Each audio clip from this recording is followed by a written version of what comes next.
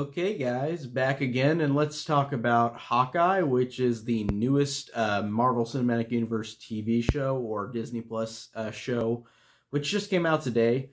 Finally got the chance to see it. They released the first 2 episodes, like they have with the other shows that they did recently as well. So let's get started with episode 1. And if you don't know what Hawkeye is about Jeremy Renner's character, Clint Barton, from the Marvel movies, specifically the Avengers movies that he was in. And this character, now seeing where he is in this world now, and seeing this new character, Kate Bishop, who Haley Steinfeld plays. And it's great to see Haley Steinfeld. I really love her as an actress. I think she's awesome. It's really cool to see her in this. I love the fact that she's added into this universe. And speaking of another actress I thought was awesome adding into this universe is Vera Farmiga, because this the first episode starts in 2012, where the Avengers happens, where like the Chitauri come into New York and start destroying everything. But it's from the point of view of Kate Bishop as a young girl, and her mother and father, Eleanor, and the dad, who I forgot what his name was, but the dad passes away whenever the Chitauri destroy part of the building that they live in, and Eleanor and Kate escape. So, also, while showing, from the 2012 Avengers movie, showing the point of view of Hawkeye, whenever he's on the building, shooting up, like flying off of the building, then shooting his arrow up into the Chitauri, which is a really cool moment in that movie, but I love how they interconnected that to this new character with Kate Bishop. And before I watched this show, I had no idea who Kate Bishop was. I didn't understand if this was like a relative of Hawkeye's or whatever, but like I didn't know truly who she was, because I had not read any comics related to Hawkeye or any of this, so I had no idea who Kate Bishop was. I thought it might have just been his daughter or something, honestly, because in that kind of sense, I'm not really savvy with the comic book references. I just really love the movies and the shows for being entertaining. But I really liked that opening where it was set in 2012, with the fact that the Avengers movie is happening while Kate Bishop becomes her character, where she sees Hawkeye and it's like, I want to be Hawkeye. That was really cool. I liked cutting to present time, and the fact that Clint Barton is in New York with his family, all except for the wife, Linda Cardellini. She's not there. She does guest star in the show in the first 2 episodes, but she's not with them in New York.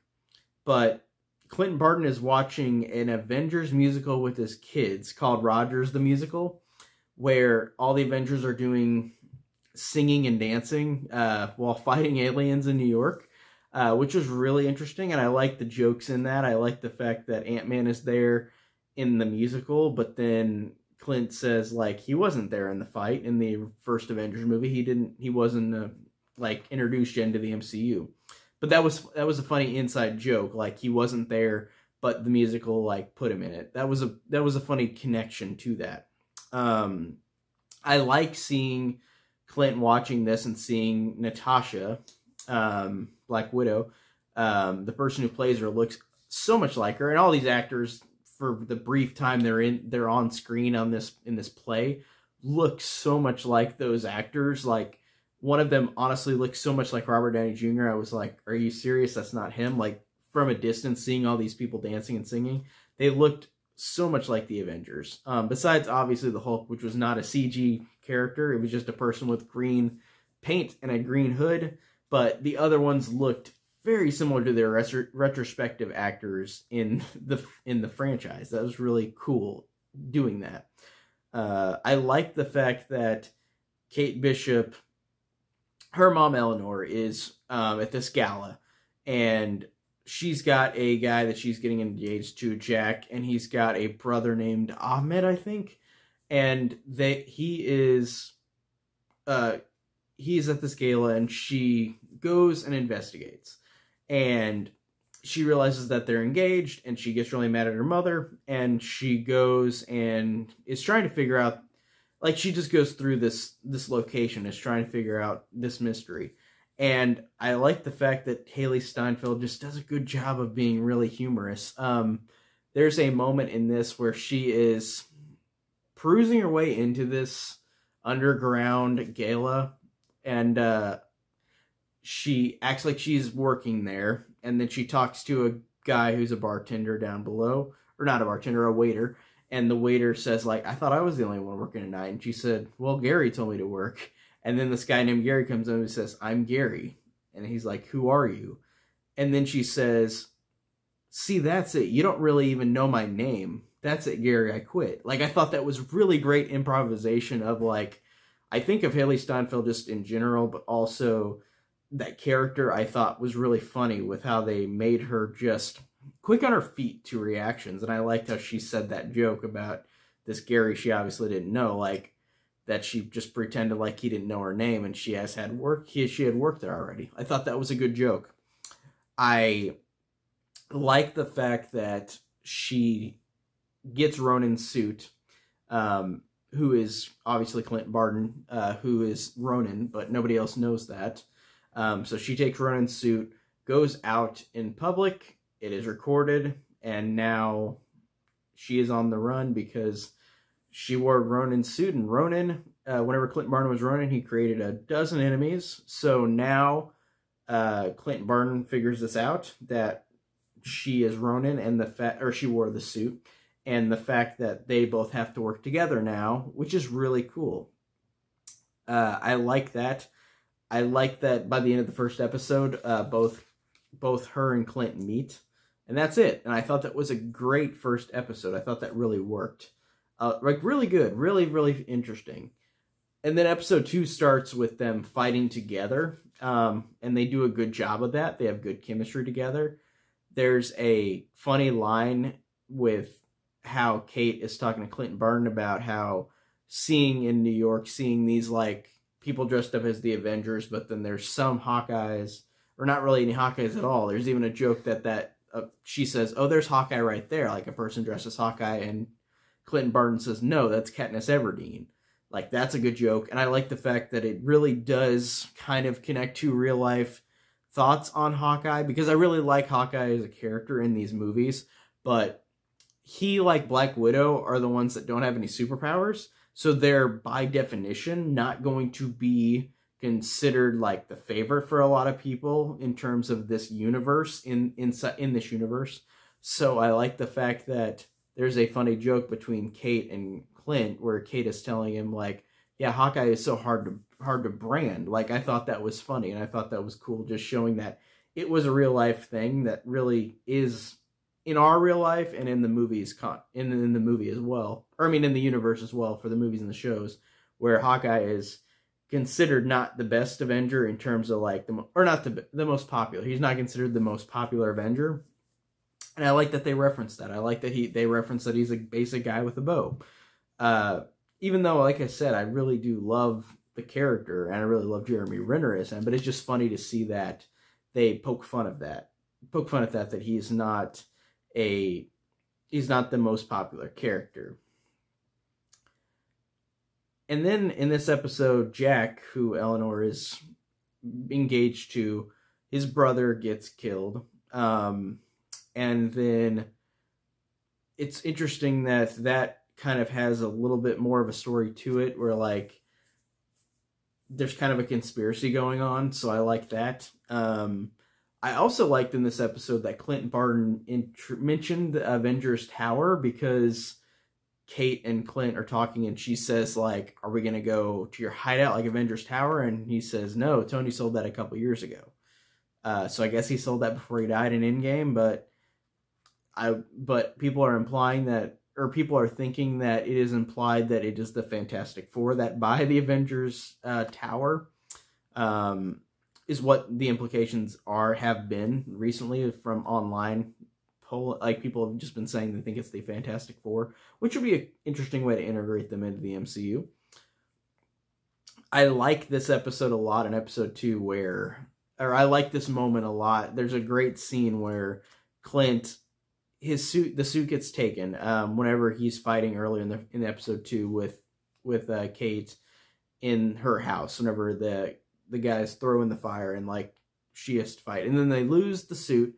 This guy on whatever streaming service it was is wearing the suit, so Clint has to go find the guy in the suit, and the guy is in a live action RPG, like real life thing. It's really funny. Where like it's where you, I'm trying to think of the name. So it's where you do live action RPGs, role playing, but like with a group of people, and Clint Barton has to go in and pretend he's one of these things that he doesn't understand, one of these characters, just to get that suit back that the guy took, or that the guy has.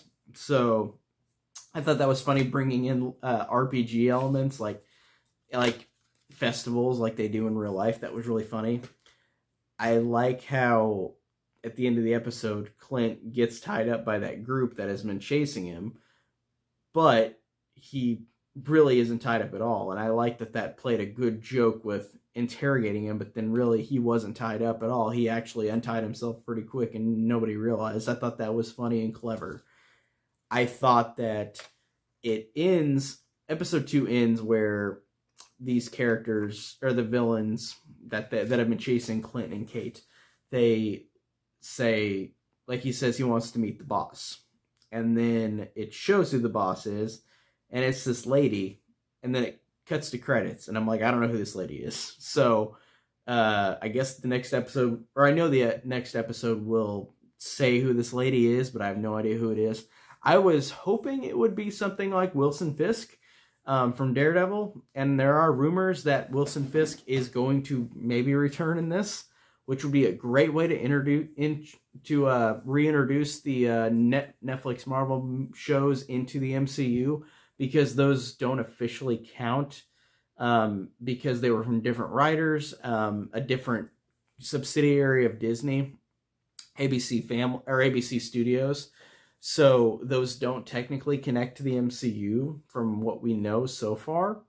There hasn't ever been, from what I've gathered, there has not been a reference to the Netflix Marvel shows in the rest of the franchise at all, like any of the movies or shows.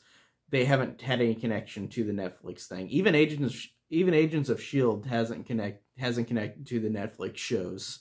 And Agents of S.H.I.E.L.D. was partially in the MCU until halfway through, whenever Infinity War happened and there was no snap. And then it's like, is it connected to the MCU or not?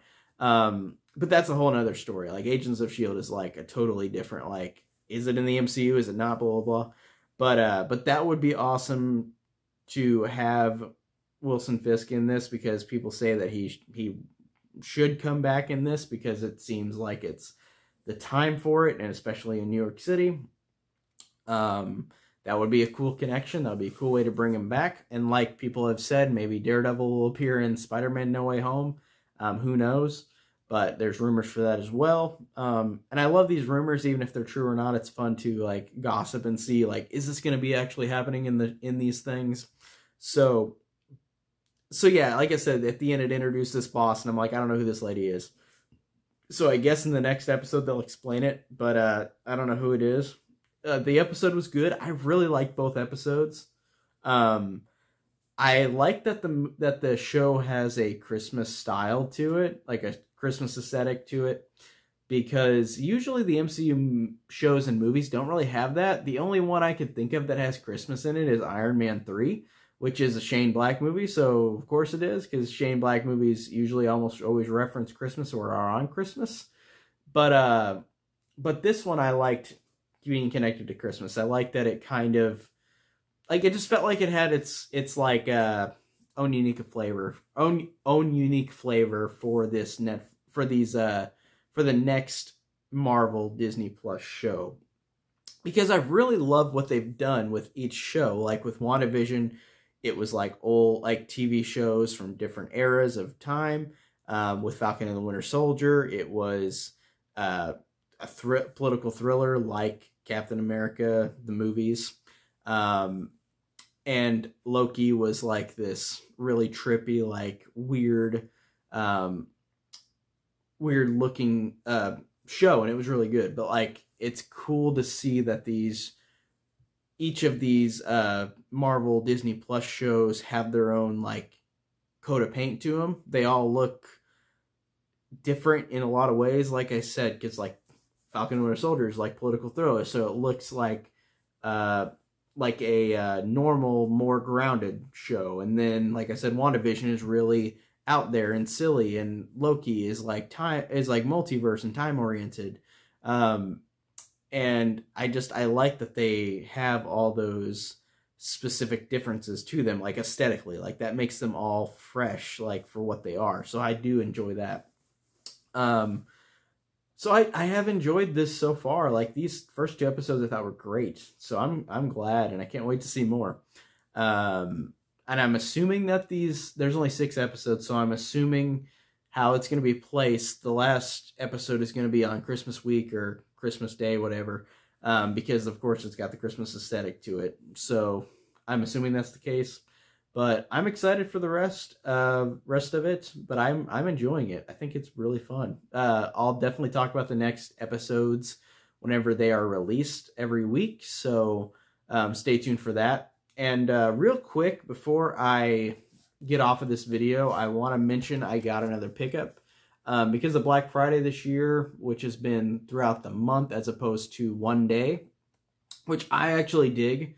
That's really cool. And it's also a good thing because I don't like the fact that people have to go out on Thanksgiving night to go and spend money. I'd rather be with family than do that. So I like that this year, especially with pandemic and everything, we are, as a society, trying not to have a shopping on Thanksgiving night, which I think is good. But I've been buying a lot of Black Friday stuff. I've still got stuff in the mail I will show off later. The only thing I've gotten so far is the Zack Snyder's Justice League, but then this one I got today on Amazon.com because this was $10. I got it a couple days ago, ordered it a couple days ago, finally got it in the mail, and that is Wonder Woman 1984, which is a movie I saw once, and because I've got all the other DC movies, I'm obviously going to buy this one. This one I really don't remember liking that much. It honestly was a real letdown compared to the first one, which I thought was one of the best DC movies. I love the first Wonder Woman. It's so good, so charming, so full of heart, so action-packed, the first one. This one is a mess. From what I remember, I'm going to rewatch it, but I've only seen it once, whenever it came out on HBO Max and in theaters last December. But this one I remember being a mess. I remember it having way too many things about it that were weird. And, like, for example, having Kristen Wiig as Cheetah, who is this, like, weird CG monstrosity in the dark, because you could tell they were embarrassed by the CG of this creature that they made it the final climax in the dark. And the fact that Steve Trevor returns, but he doesn't return, and, Diana is having relationship and sex with a guy who's particularly not conscious of it happening, because Steve Trevor is inhabiting his body, I guess, but then the guy who's really the guy that his body is in, like, he's just kind of a sex puppet. Like, it's really weird. This movie is very strange. And also, it's got the weird thing with the wishing stone where, like, the Donald Trump looking guy that is played by, why am I blanking on his name? He's from The Mandalorian. Pedro Pascal. Pedro Pascal, who plays that big money guy who, like, has the wishing stone, and, like, it has Diana wish back for Chris Pine's character. It has Kristen Wiig wish to be pretty. It has Pedro Pascal wishing for something else. I don't remember. Like I said, I need to rewatch this one, but I thought it was a mess from what I remember. It definitely has some really weird stuff in it. Definitely a letdown from what I remember, but I will watch it again just to see if I like it a tad more. I didn't hate it. I just thought it was definitely one of the weakest, like, of the DC EU movies. So I'll definitely rewatch it again soon. I've got more Black Friday things in the mail coming. I bought a couple of video games on BestBuy.com. I bought a couple of movies on Amazon.com because they were deals I could not pass up. So I'll show those whenever they get here whenever they're sent to me. But as of today, that's it on this video. And I'll see you guys in the next one. Take care.